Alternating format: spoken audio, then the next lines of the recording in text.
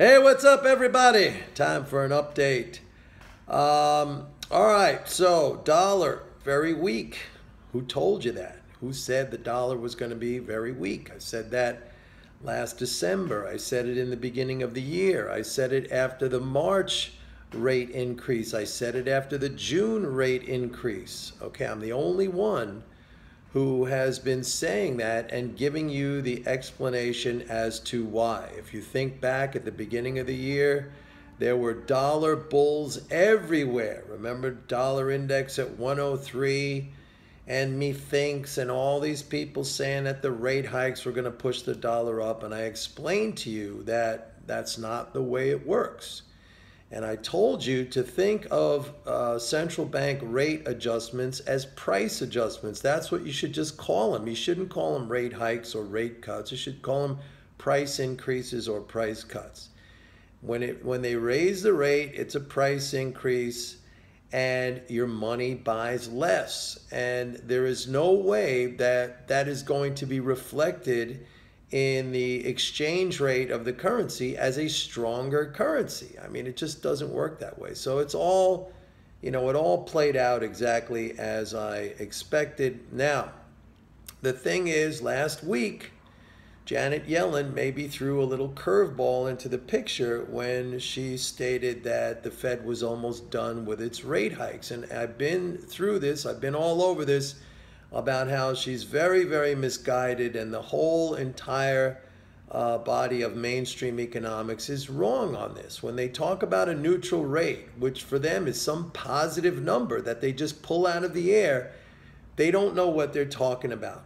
They simply do not know what they are talking about, because any country that is a currency issuer and where its currency floats freely, there is only one rate that fits the description of a neutral rate, and that is zero. At the zero rate, the Fed is neither adding income nor taking it away. All right. Any other rate, whether it's positive or negative, doesn't make a difference. They're either adding income in the case of a positive rate or taking it away in the case of a negative rate. Negative rate functions like a tax. Positive rate like a tax cut.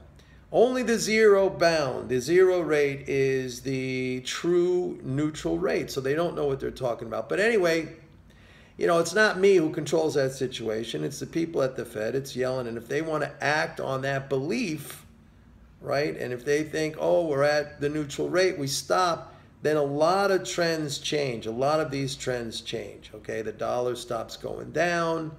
Gold stops going up. Bonds go up. Stocks, who knows what they do at this point, and I want to talk about stocks in a minute. But we don't know. I mean, she might be just talking her book. She might be speaking in a kind of a hopeful, optimistic manner. The train may have already left the station in terms of inflation. The Fed might be prevented from stopping its rate hikes, at least in their mind. I mean, nothing prevents them. They're the monopolists. They could do what they want. They could put the rates up to whatever they want. They could lower them down to whatever they want. It doesn't make a difference. But in their minds and in the way they conduct policy and in what they look at, it might prevent them from doing it. But we'll see. We'll know. I've always said our job as investors is to sit around and wait until policymakers tell us what they're going to do. As dumb or as stupid as that might be, or as misguided and wrong and silly as that might be, I mean, it's okay. We know how to make money from it. We could hit any pitch that is thrown at us, no problem. Now, with respect to stocks, let's go over the big macro scenario. Remember, I was bullish all last year. A lot of you were bearish. You were looking for another 2008, 2009 crash. It was all over the place. I told you to buy when when oil prices hit 26. I told you to buy with Brexit. I told you to buy going into the whole Trump and the election. And then after that, we had a rally. I was long. The market dropped 800 points on the night of the election. I didn't bail out. I was long. I added to that. We got the election, we started to have a rally, and then we started to have a big rally, and then sometime in November I got out, and then I flipped around. You know the story. Nothing has happened that which was promised, okay? We never got a tax cut. We never got infrastructure spending. And not just that, the whole entire Washington seems even more in disarray than it ever has, if that's even possible. Last night, the Republicans abandoned their repeal and replace health care bill. It was a terrible bill. It's no surprise that they couldn't get the votes for that. You know, we really need to move to single payer as a nation. But anyway, the collapse of that effort, I mean, the way I see it, the collapse of that effort kind of takes the whole tax cut proposal off the table because they needed the so-called savings. Of course, you don't need the savings. The government could spend whatever it wants. It just passed Congress just passed a $700 billion military spending bill. And by the way, it's you know, that's just the on budget number. I mean, all this war stuff, you're talking in the trillions. I mean, the war spending right now, and those of you who get MMT Trader, you know this because I put it in there. War spending right now is the only thing really keeping the economy in positive territory, the growth, the GDP growth, all right? But anyway, so my thinking is this takes the tax cut off the table, but if you read some of the political blogs out there and the reports, they're saying that this increases the likelihood of a tax cut because now the Republicans, they need something to run on next year. You know, they can't run on a failed effort to repeal and replace Obamacare. They need something to run on. But massive dysfunction, and some might say, well, that's good because nothing changes. But I think in this case, with the economy just barely in positive territory, and you had this stock market rally based on this really, really hyped up expectation of all this fiscal stimulus.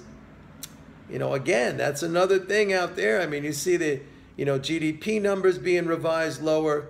You see bank credit slowing down to levels we haven't seen in some cases 6 or 7 years. You know, so I mean, there's a lot of stuff. Then you have all this built-in expectation, which was never fulfilled, and who knows if it will be fulfilled. Yes, you have higher spending this year, and yes, that has been holding up the stock market and keeping the economy positive. But it hasn't been higher by a lot. And as I pointed out last year, or as I pointed out, we saw a lot of two-way market trade last year with a much more accelerated spending program. We have not had that this year. So I think the market is super speculative right here.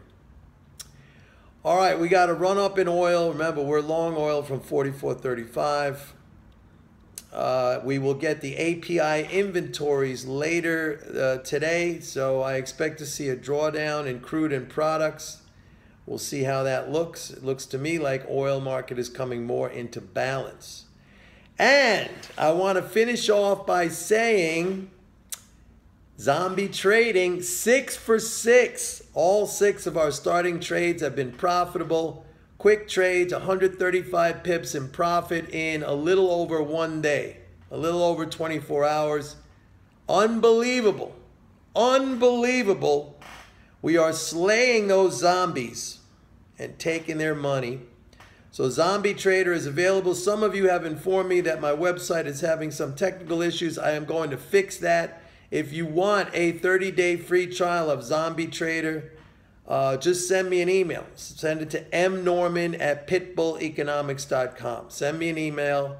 Tell me you want a 30-day free trial of zombie trading, but I will have the website fixed shortly, and you'll be able to go there and sign up for it yourself. That's it for now, everybody. See you later. Bye-bye.